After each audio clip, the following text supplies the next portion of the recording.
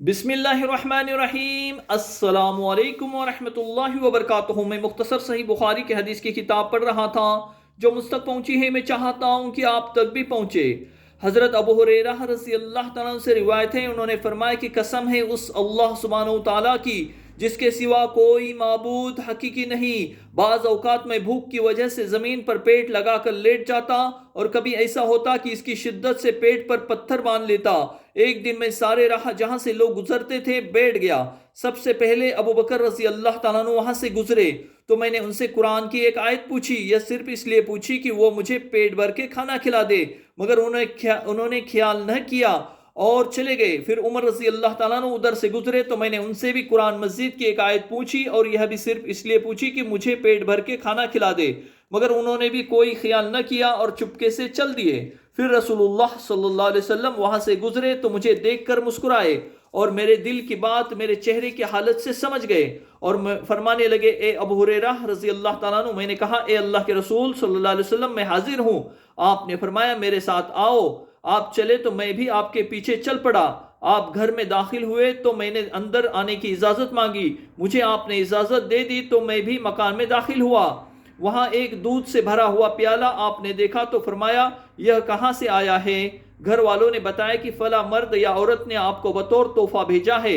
آپ نے فرمایا، اے ابو ہریرہ رضی اللہ تعالیٰ عنہ۔ میں نے کہا، اے اللہ کے رسول صلی اللہ علیہ وسلم، میں حاضر ہوں۔ آپ نے فرمایا، جاؤ اہل صفہ کو بھی بلا لاؤ۔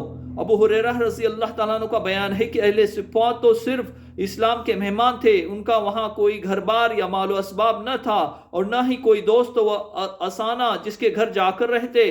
رسول اللہ صلی اللہ علیہ وسلم کے پاس جو بھی صدقے کا مال آتا تو ان لوگوں کو بھیج دیتے، خود اس سے کچھ نہ لیتے، مگر تحفے کے طور پر کوئی چیز آتی تو انہیں بلا بھیجتے اور خود بھی کھاتے اور انہیں بھی کھانے میں شریک کرتے۔ ابو ہریرہ رضی اللہ تعالیٰ عنہ کہتے ہیں کہ اہل صفہ کا لانا اس وقت تو مجھے برا محسوس ہوا۔ میں نے اپنے دل میں کہا کہ یہ دودھ اہل صفہ کو کیسے پورا ہو سکتا ہے؟ اس دودھ کا حقدار تو میں تھا، تاکہ اس میں سے کچھ پیتا تو مجھے ذرا طاقت آ جاتی، اور جب اہل صفہ آئیں گے تو آپ مجھے فرمائیں گے کہ ان کو دودھ پلاؤ، تو جب میں انہیں یہ دودھ دوں گا تو مجھے امید نہیں کہ اس سے میرے لیے بھی کچھ بچا رہے گا، مگر اللہ اور اس کے رسول صلی اللہ علیہ وسلم کا حکم ماننا ضروری تھا۔ بہرحال میں اہل صفہ کے پاس آیا اور انہیں بلایا تو وہ آئے اور اندر آنے کی اجازت مانگی تو آپ نے انہیں اجازت دے دی، چنانچہ وہ اندر آ کر اپنی اپنی جگہ پر بیٹھ گئے۔ آپ نے فرمایا، اے ابو ہریرہ۔ میں نے کہا، اے اللہ کے رسول صلی اللہ علیہ وسلم، میں حاضر ہوں۔ آپ نے فرمایا، انہیں دودھ پلاؤ۔ میں نے وہ پیالہ لے کر ایک آدمی کو دیا، اس نے خوب سیر ہو کر پیا اور مجھے واپس کر دیا۔ پھر میں نے دوسرے کو دیا، اس نے بھی خوب سیر ہو کر نوش کیا اور پھر مجھے واپس کر دیا۔ اس طرح سب پی چکے تو رسول اللہ صلی اللہ علیہ وسلم کی باری آئی۔ اس وقت اہل صفہ خوب سیر ہو کر پی چکے تھے۔ آپ نے پیالہ ہاتھ پر رکھا اور میری طرف دیکھ کر مسکرائے اور فرمایا، اے ابو ہریرہ رضی اللہ تعالیٰ عنہ۔ میں نے کہا، اے اللہ کے رسول صلی اللہ علیہ وسلم، میں حاضر ہوں۔ آپ نے فرمایا، اب تو میں اور آپ صرف دو آدمی باقی رہ گئے ہیں۔ میں نے کہا، اے اللہ کے رسول صلی اللہ علیہ وسلم، بے شک آپ سچ فرماتے ہیں۔ آپ نے فرمایا، اب بیٹھ جاؤ، دودھ پیو۔ چنانچہ میں نے بیٹھ کر دودھ پینا شروع کیا۔ آپ نے فرمایا، اور پیو۔ میں نے اور پیا۔ آپ نے پھر اصرار فرمایا کہ اور پیو۔